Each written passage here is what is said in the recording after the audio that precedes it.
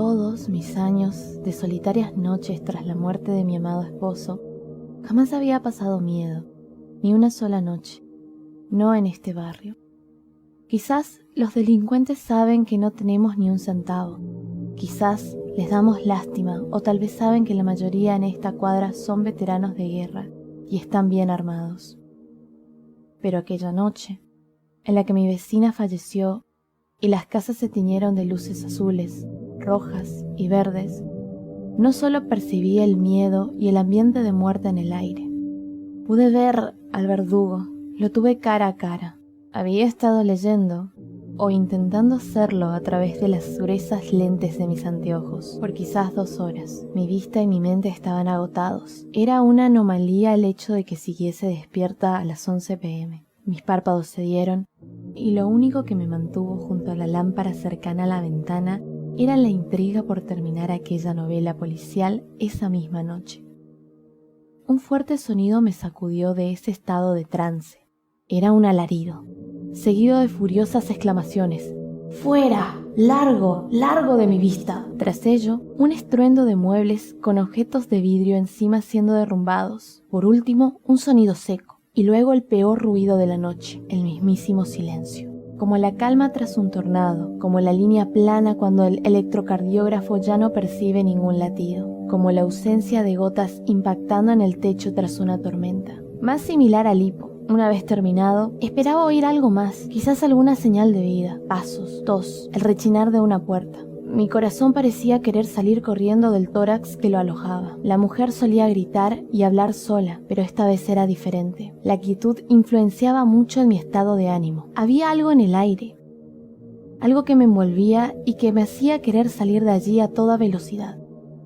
No era la primera vez que me sentía así. Era ese mismo ambiente de luto que percibí cuando supe que mi amado había sufrido de un accidente automovilístico. Era la muerte. Estaba tan cerca que podía sentir su respiración junto a mí. Sabía que si tenía ojos, estos estaban fijados en mi alma. Venía a buscarme. Afilaba su voz con cada paso y era silenciosa. Tan silenciosa que con su andar hasta mis propios pensamientos se estaban volviendo mudos. ¿Realmente tenía sueño o solo intentaba adelantarme a mi propio padecimiento? ¿Estaba a punto de sufrir una muerte súbita? Oh, la muerte súbita. Indigna y sin advertencia.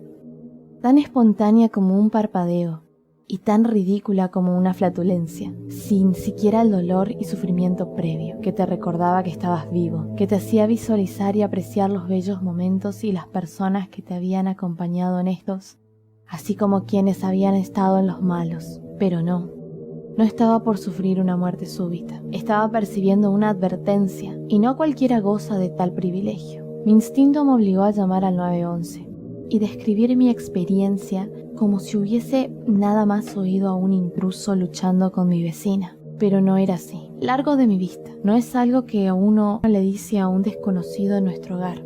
¿Qué estaba ocurriendo? Mientras esperaba que llegasen las autoridades y el equipo médico, seguí intentando escuchar algo.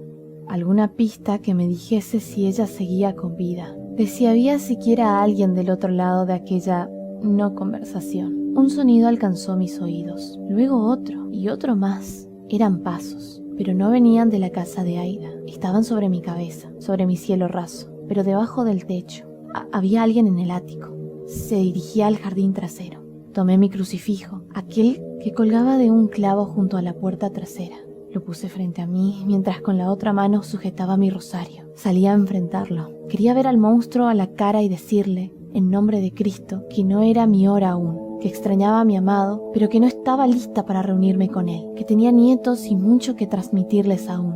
Al salir, tras haber estado tanto tiempo en la luz del velador, leyendo, mis ojos no estaban listos para tal oscuridad. Apenas podía distinguir mi cerca y la silueta del árbol seco de la casa de al lado. Entre los 4 rincones oscuros, tan propensos al eco, me era imposible saber dónde se encontraba la bestia. Así fue hasta que un sonido, de mandíbulas temblando, me hizo girar hacia la izquierda. Un movimiento, una silueta, junto al bote de basura, junto a la ventana de mi habitación, en la cual tan seguido había recordado a mi difunto marido.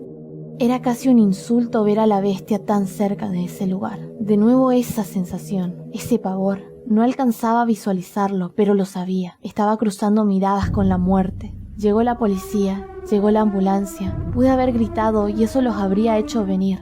Pero esto era algo que tenía que enfrentar yo sola. Las luces azul y roja de la patrulla y las verdes de la ambulancia pululaban entre los techos de las casas bajas y las paredes exteriores de las altas. Se reflejaron hasta llegar a revelar lo que tenía frente a mí. No llevaba la hoz, no tenía tampoco su túnica y posaba como un arácnido. Sus extremidades se dividían en 4 porciones y no en 3 como las de las personas. Tenía piel, pero aún así sus huesos eran visibles. Tenía una voluminosa cabellera, desordenada, sucia. Su mirada no expresaba nada, ni vida, ni muerte, ni goce, ni furia. ¿Por qué no expresaba nada? ¿Por qué era tan neutral y salvaje? Casi deseaba que me hubiese matado, que hubiese succionado mis penas y dolores, pero no lo hizo. Tomando ventaja de mi descuidado pastizal, se movilizó, cual araña, y no la volví a ver. No venía a llevarme, era solo una advertencia. Vendría por mí más tarde.